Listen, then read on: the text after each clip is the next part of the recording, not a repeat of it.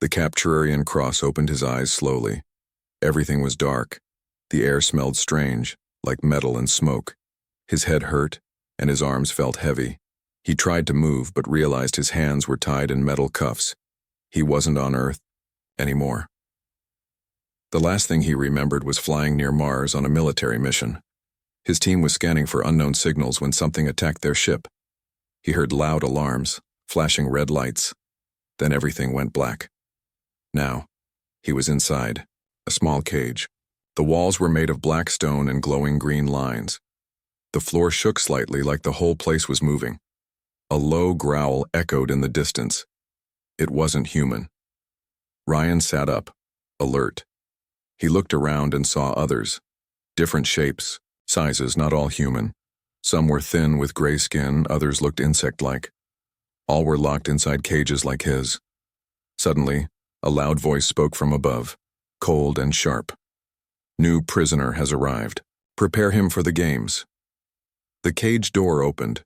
Two tall creatures entered.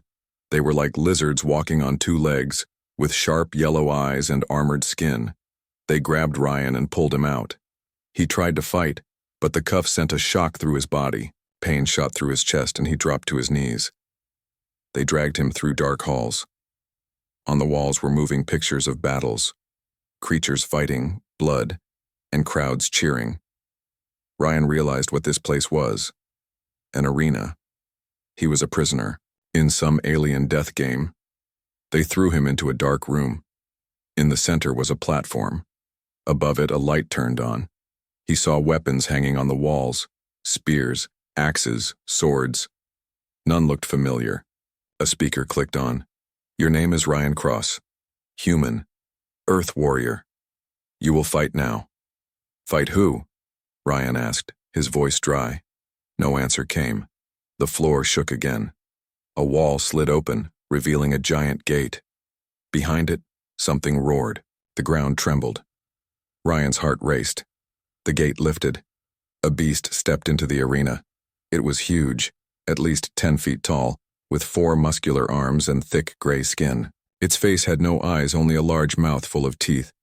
It sniffed the air and turned toward Ryan. A voice announced, "First match begins." Ryan looked at the weapons. Too far. The beast charged. He ran left, dodging the first strike. The creature's arm smashed the ground, cracking the stone. Ryan grabbed a broken metal rod from the floor. Not much, but better than nothing. He circled the beast, staying low. His military training kicked in. He watched its movements, its timing. The beast was strong but slow. Ryan waited. The creature roared again and ran at him. This time, Ryan didn't run. He slid under its legs and jabbed the rod into its knee joint. The beast screamed. It turned quickly, faster than before. It swung wildly. One punch hit Ryan in the ribs, sending him flying. He hit the wall hard, gasping for air. Blood dripped from his mouth. But he stood up. The crowd above cheered. Ryan looked up and saw hundreds of strange beings watching from behind glass. Some were laughing, some placing bets. This was a game to them. He wouldn't be their toy. The beast charged again. Ryan ran straight at it. The creature raised its arms, ready to crush him. At the last second, Ryan dropped, rolled forward, and stabbed the rod deep into its side. The beast howled. It staggered, then dropped to its knees. Ryan grabbed a sharp bone from the ground and climbed onto its back. With one clean move, he drove the bone into the creature's neck. The beast fell, silent. The arena went quiet. Then the crowd screamed in excitement. "Winner. Human warrior," the voice announced. Ryan stood there, breathing hard, blood on his hands, pain in his ribs. But, alive. 2 guards entered and pulled him out. He didn't resist this time. They led him to a small cell. It had a bed, water, and strange food. Not much, but better than before. He sat on the bed, thinking. What was this place? Who were these aliens? And how many more would he have to fight? As he looked at the wall, a small red light blinked. A camera. They were watching him. This was only the beginning. The first Kilrian Cross sat in his small cell. His body ached. His hands were still stained with the blood of the four-armed beast he killed in the arena. He couldn't sleep. His mind kept spinning with questions. Where was he? How many more would he have to fight? Why was he taken? Outside the cell, alien voices echoed in the hallway. Low, guttural sounds.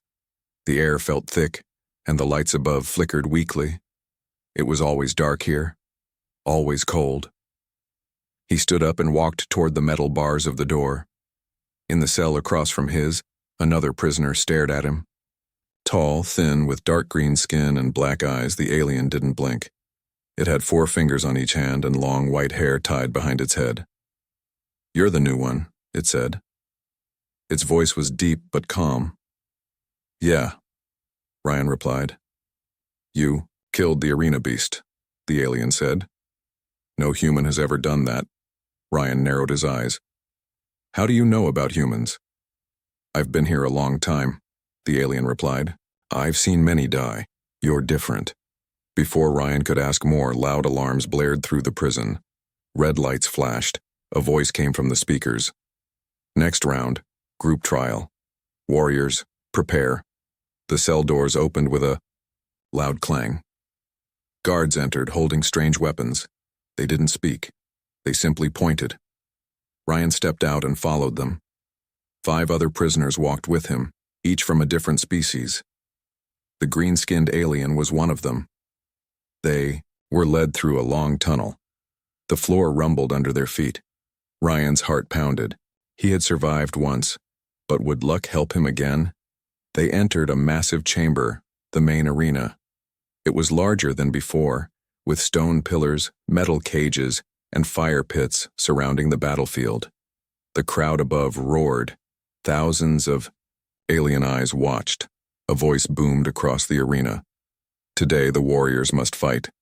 Together. The gate across the arena opened. Heavy footsteps shook the ground. From the shadows, 2 massive beasts appeared.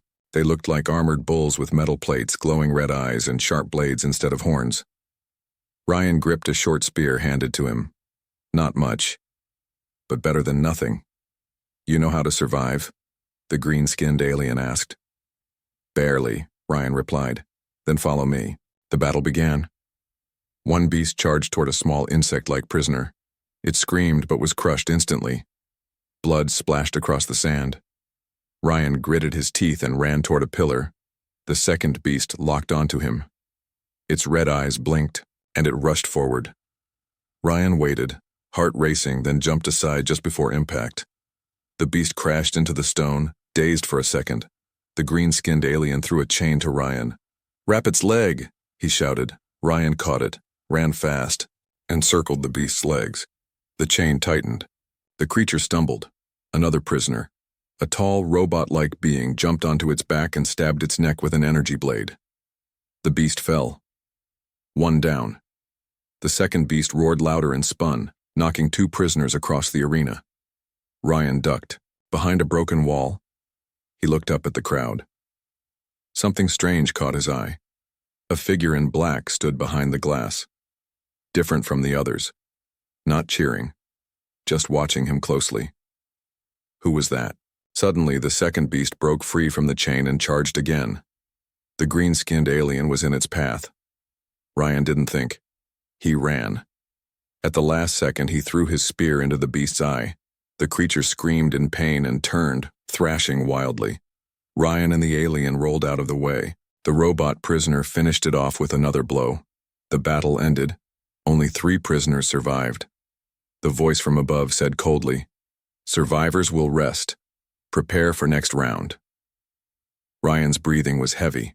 Blood dripped from a cut above his eye. As the guards led them back to their cells, the green-skinned alien spoke again. "You fight like a leader. I fight to live," Ryan answered. The alien smiled for the first time. Same thing.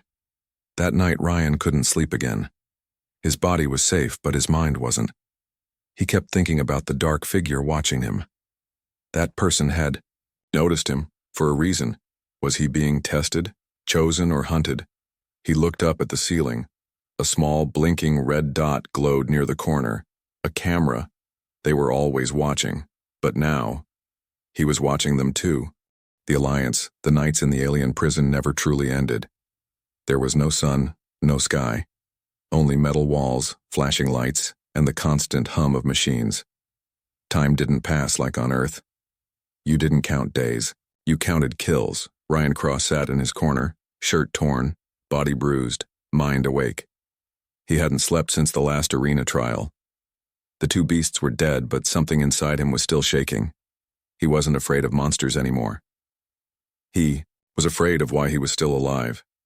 He had seen 20 prisoners enter the arena over the past week. Only 3 came out. Every time he fought, the crowd above roared louder. They started chanting his name. The human. The Earth warrior. He was becoming a star in their blood sport. But he knew one truth. Stars in the arena don't last. They shine. And then they die. That morning, he heard the metal door slide open. Heavy boots approached. 2 guards entered his cell. Tall, scaly, and wearing black armor, they looked more like machines than living things. "The master wants you," one hissed. Ryan stood slowly. "What if I say no?" They didn't answer. One of them jabbed a control stick into his neck, sending a shock through his body. His knees gave out. Pain shot through his chest. The next thing he remembered, they were dragging him down a new hallway. This place was different. Cleaner, quieter, less blood, more tech. He was taken to a round room filled with screens. Each screen showed a different cell, different fights, different prisoners. A control center. And standing in the center was a figure Ryan had seen before. Tall, dark, armored in silver and black, eyes glowing green behind a mask. "You're the one watching me," Ryan said. The figure nodded. "I watch everything." "Who are you?" "Name is Lyrics. I'm a systems overseer. But let's just say, I don't like the games anymore. Then you do." Ryan didn't trust him. "So what do you want from me?" Lyrics walked closer. "You're not like the others. You fight smart. You think before you kill. I've seen your kind before, but none like you. Get to the point. I can help you escape." Ryan stared at him. Silent. "But you'll help me first," Lyrics added. Before Ryan could answer, a new voice echoed from behind. "Don't trust him." Ryan turned. Standing at the door was the green-skinned alien he had fought beside in the last match. "Kale," Ryan said. "How did you get here?" "I followed," Kale replied. "I heard your name being called over the speakers. You're not just a fighter anymore, Ryan. You're a symbol. Prisoners are starting to whisper your name." Ryan looked back at Lyrics. "What's the real plan?" Lyrics turned off the screens. The room went dark, except for one blue light shining on the center table. A map of the arena appeared, but it wasn't just the battlefield. It was everything. Control rooms, tunnels, storage zones, and something hidden deep below. "This place," Lyrics said, pointing to the map, "is not only an arena, it's a broadcast station. The death games are streamed live to over 50 alien worlds." Ryan's eyes widened. "You mean people watch this? Like a show?" "Yes," Lyrics said. "Your pain is entertainment. Your blood is profit." Kale added, "I tried to escape once. Failed. They burned half my people alive in front of me. But if we work together now, with someone from inside their system," he looked at Lyrics, "we might stand a chance." For a moment, Ryan was quiet. Then he asked, "What about Earth? Can they see this too?" Lyrics hesitated. "Not officially. Your planet's leaders know something's wrong, but their tech is weak. However, a rogue signal was sent yesterday from your cell." Someone answered. Ryan stepped back, stunned. "Someone from Earth answered?" Lyrics nodded. "They said your name. That means they're looking. And they're close." Ryan felt his heart beat faster. A signal. A voice. Someone was out there. He looked at both of them. "Okay," he said. "We build an alliance right here, right now." Kale extended his hand. Ryan took it. "We'll need others," Kale said. "Fighters, thinkers, Anyone who still has hope. Lyrics nodded. And I'll give you access, schedules, weak spots, communication lines. When do we start? Ryan asked. Tonight, Lyrics said. During the blood trials. What are those? The most violent event of the cycle. Full chaos. Full distraction. Ryan smiled for the first time in days. Perfect. As they left the room heading back to their cells, Ryan felt something he hadn't felt in a long time. Not hope, not safety, but purpose. They weren't just prisoners anymore. They were a team. They were a spark. And soon, that spark would become a fire. The message from Earth, the silence before the blood trials, felt heavier than war. In the dark, narrow halls of the prison, tension spread like poison. Prisoners whispered in corners. Guards doubled their patrols. The arena glowed red, waiting to drink more blood. Everyone could feel it. Something was about to change. Ryan Cross sat on the edge of his metal bed. Beside him was Kale, the green-skinned warrior. Across from them, behind the cell bars, Lyric stood in the shadow, masked and unreadable. We do it tonight, Lyric said. The trials will distract them. I've unlocked one communications console in Sector 12. You'll have 5 minutes to send a message. 5 minutes to reach Earth? Ryan asked. 5 minutes to tell them everything before they trace the signal. Ryan nodded. His hands trembled, not from fear of fighting, but from something deeper. The hope that maybe, just maybe, someone on Earth would hear him. The blood trials began at dusk. Loud alarms screamed. The floor rumbled beneath their feet. Prisoners were dragged from their cells. The audience above screamed with joy. Ryan, Kale, and 3 other allies were led to the arena, but they weren't alone. Behind them, 10 more prisoners marched. Chaos was already building. As the gates opened, Lyrics' voice echoed in Ryan's earpiece. Go now, right tunnel, Sector 12. Ryan broke formation and ran into the shadows. No one noticed. Not yet. He moved fast through dark hallways, past empty rooms and flickering lights. Then he reached it, a small control chamber with a single glowing console. Dust-covered, untouched, old. He sat down and connected the device to his arm chip. Blue lines blinked on the screen. Signal searching, interference, clearing, contact, possible. Come on, he whispered. Pick up, someone, pick up. A burst of static. Then a voice. Faint. Female. Human. Ryan. Ryan Cross? Is that you? His heart stopped. For a second he forgot how to breathe. Yes, he shouted. It's me, Ryan Cross. I'm alive. I've been taken, off-world. This isn't a rescue mission. It's a broadcast prison, a game. They make us fight. They watch us die. It's real. Everything you feared is real. The voice returned. This is Echo 7. You're not alone, Ryan. Earth knows. We found fragments of the arena signal 6 months ago. We've been tracking it, trying to trace the origin. We're building something, a way in. How long? He asked. Not long, but you have to survive. You have to send proof. Give us something to make the world believe. I will, he said, but you have to hurry. They're watching. They'll kill us all if they know you made contact. Before she could reply, the screen flashed red. Alert. Unauthorized access. Trace active. Lyrics' voice came back in the earpiece. They're coming. Run. Ryan tore the chip from the console and ran. But he was too late. Outside the control room, 2 elite guards waited. Bigger, armored, faster. Ryan didn't stop.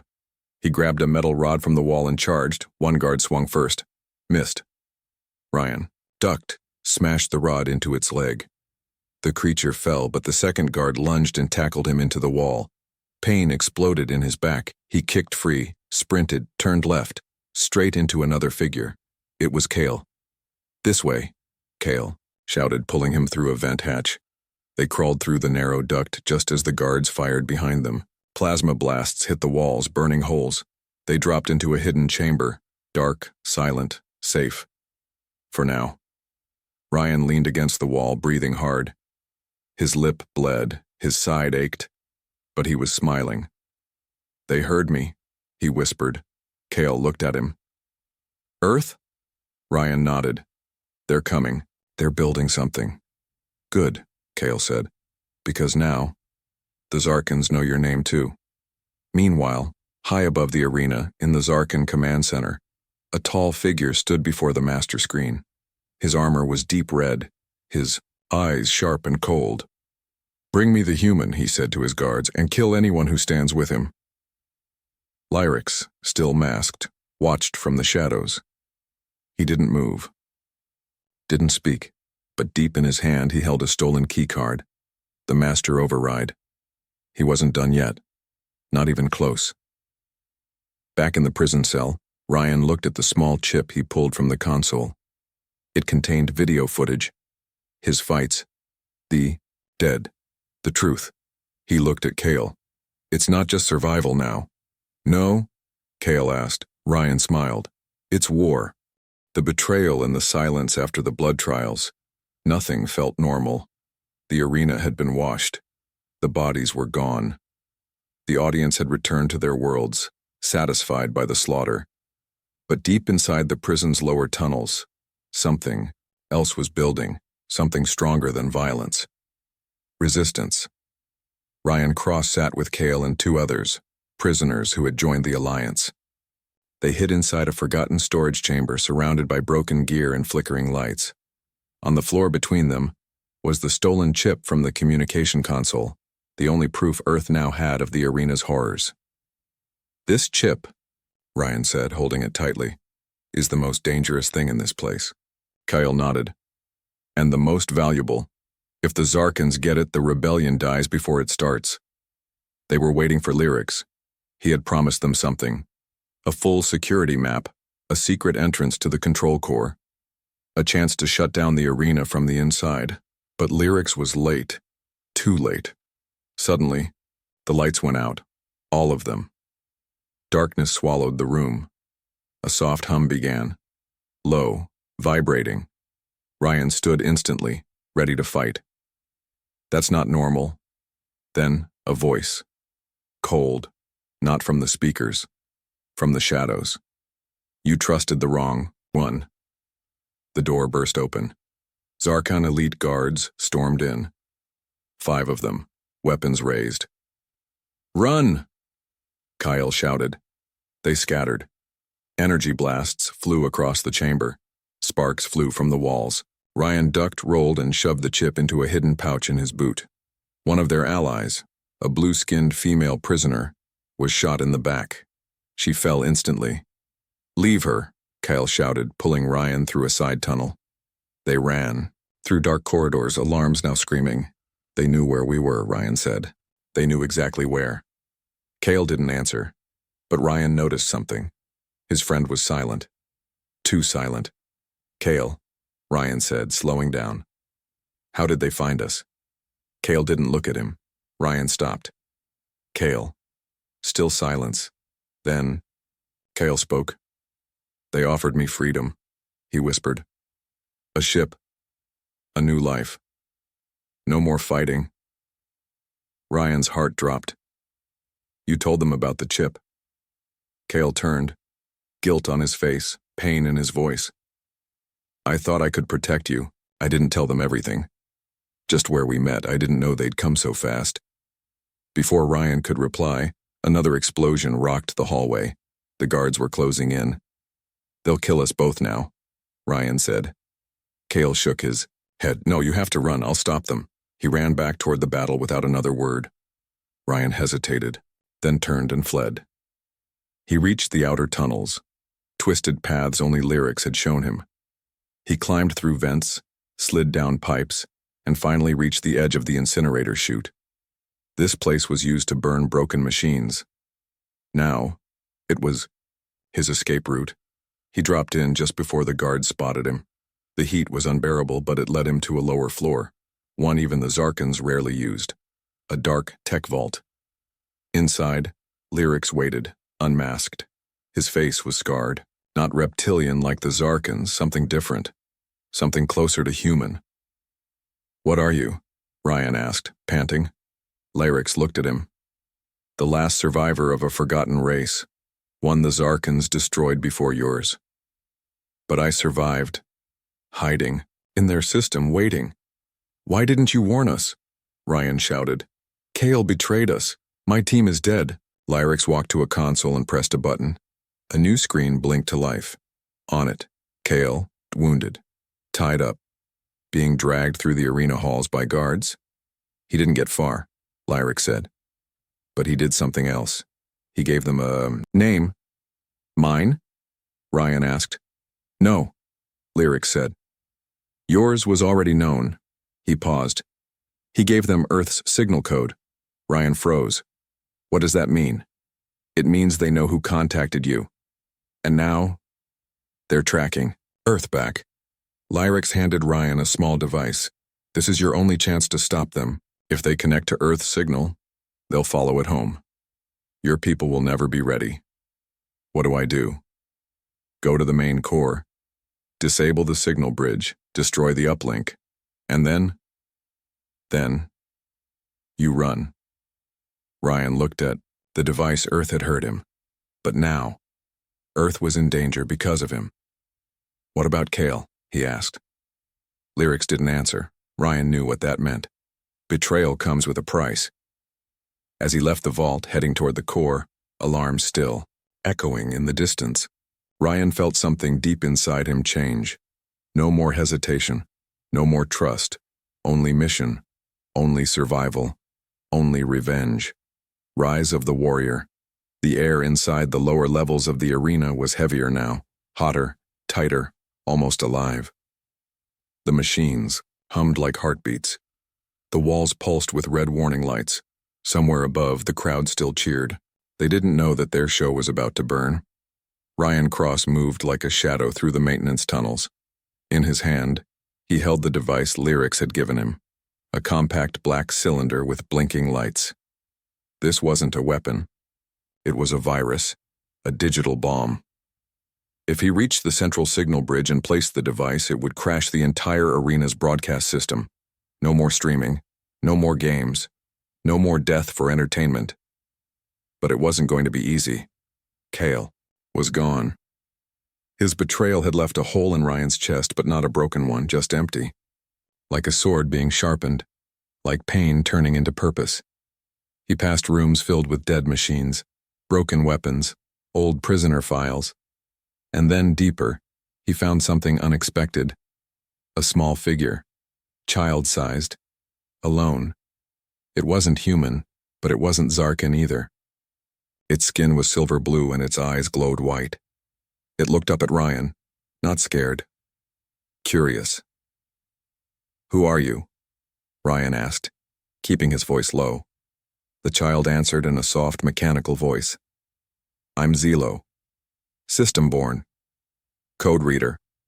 Not fighter. What are you doing here?" "Hiding," Zelo replied. "They made me to control the games, to manage systems. But I saw what they did. I escaped."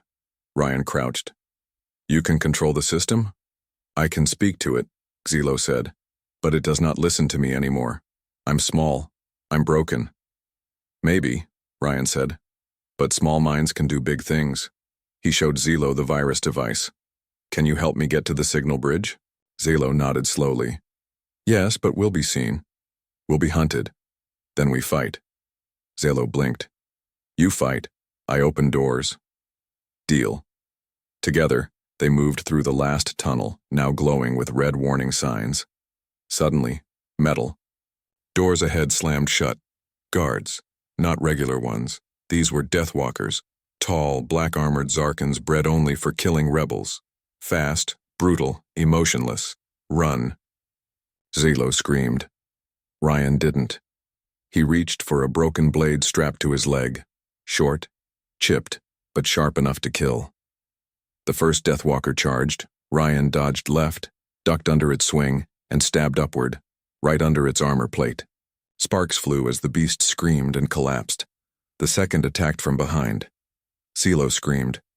Ryan spun, grabbed a loose pipe from the ground, and smashed it into the creature's knee. It fell just enough for Ryan to jam the blade into its throat. 2. Down, more coming. Door, Ryan shouted. Zilo raised its hands. Energy flowed from its fingers to the wall. Lights blinked. Metal hissed. The door slid open. They rushed inside. The signal bridge. It was massive, pulsing with energy. Lines of glowing cables running from wall to wall, all pointing up into the sky. It was the artery of the games. This was how the arena fed the universe its violence. Ryan placed the device on the main console. Ready? Zilo asked. Do it. Zilo touched the panel. The device came to life. But just as the countdown began, someone stepped out of the shadows. Lyrix. He looked wounded. His armor cracked. Blood on his side. They know, he said. They're coming. In full force, this room will be surrounded in 2 minutes. Then we blow it now, Ryan said. No, Lyrix whispered. If you activate it too early, the virus will fail. You must let it finish uploading. 60 seconds more. We won't survive 60 seconds. You might not have to. Lyrix pulled out a small cube. Glowing. What is that? Zilo asked.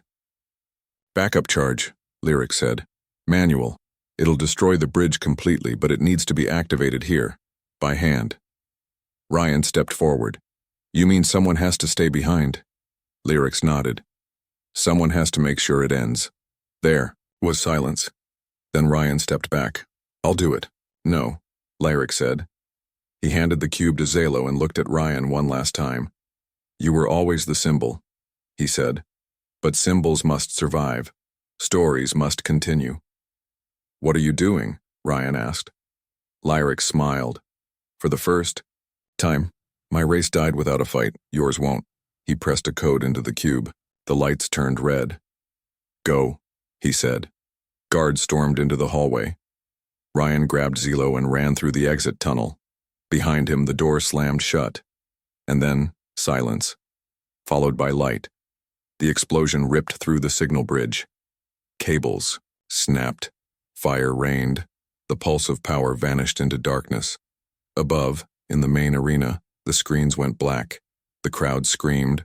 The games stopped. Everywhere. Forever. Hours later, Ryan and Zilo hid in a dark storage bay. It started, Zilo whispered.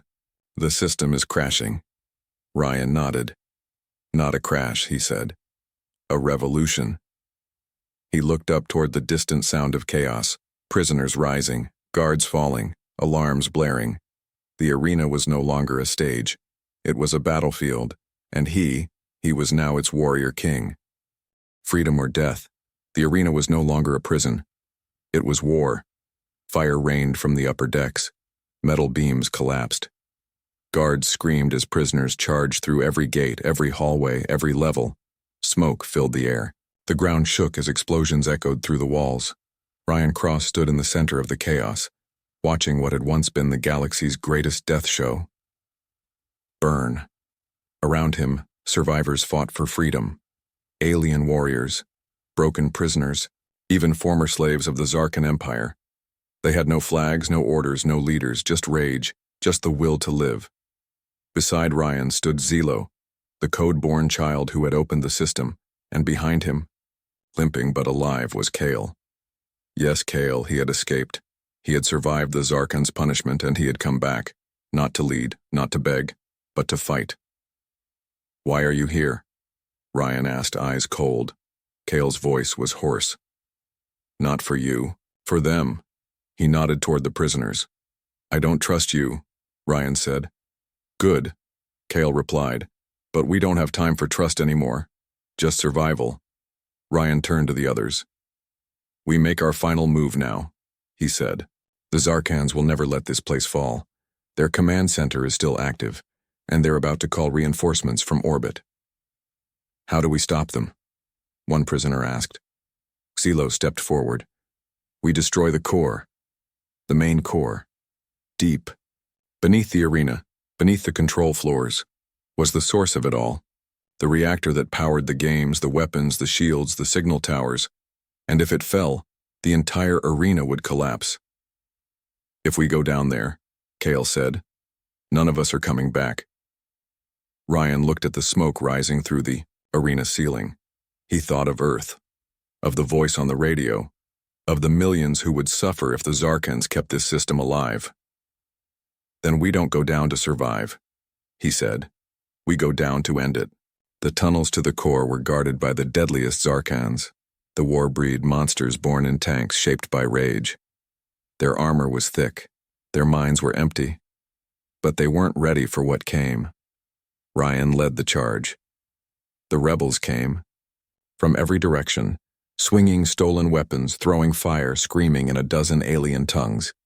The war-breed tried to hold the line, but the prisoners didn't care about dying anymore. They had already died 1,000 times. This time, they were taking the monsters with them. Kale fought like a storm, fists and fury, no fear. Zelo hacked doors, turned systems against their own makers. Machines exploded, alarms failed, and Ryan moved through it all like fire. He reached the core doors. Behind them, the final room, the heart of the arena. He turned to the others. Stay here. Hold the guards. What about you? Kale asked. I started this, Ryan said. I end it. He walked through the doors alone.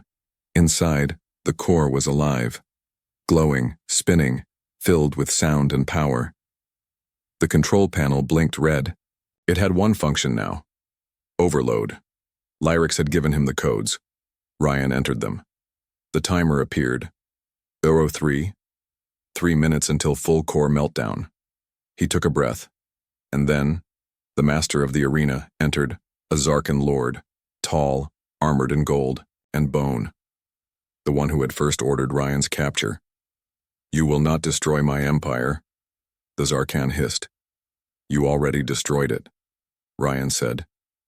They fought, blade against claws, steel against strength. The Zarkan struck hard, breaking ribs, cracking stone. But Ryan moved faster, smarter, angrier. He dodged a killing blow, rolled beneath the creature, and drove a spike into its chest. The Zarkan howled and fell, bleeding, dying. The timer kept ticking. 45. Ryan limped back to the console. He could escape, through a tunnel Zelo had shown him, but someone had to stay. Someone had to make sure the core wasn't stopped. He pulled out his last recording chip, placed it on the console, pressed record. This is Ryan Cross. If you're hearing this, the arena is gone. No more death games. No more blood for show. We fought, we bled, and we won. Not because we were stronger, but because we chose freedom, no matter the cost. He ended the recording and waited. Above, Kale and Zelo reached the exit tunnel. The ground shook beneath them. Where's Ryan? Zelo asked, voice trembling. Kale looked back. He gave us the future. And then, a roar, a wave of light. The arena exploded from within. Stone breaking, metal twisting, towers falling into fire. The broadcast towers shattered. The control rooms collapsed. The great arena, once the crown of the Zarkan Empire, vanished into dust. Days later, a message reached Earth, sent by Zelo, attached to it, Ryan's final words. He became a legend that day, not just on Earth, but across every world that had watched, every world that had cheered, and now, remembered. He wasn't just a prisoner. He wasn't just a fighter. He was the man who turned the games into war, and war into freedom. Ryan Cross, human, warrior, rebel, gone but never forgotten.